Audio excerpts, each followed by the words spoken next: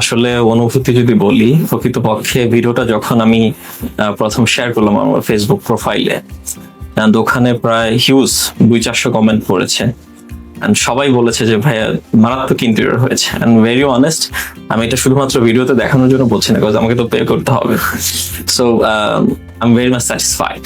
And the way you design all these things, I mean color combination থেকে শুরু করে যে ওয়েটিং রুমের যে সোফা বা আমাদের যে পেছনের যে ডিজাইন গুলো, আমি খুবই ইমপ্রেসড। এবং আমি মনে করি যে I found the right person to do this job.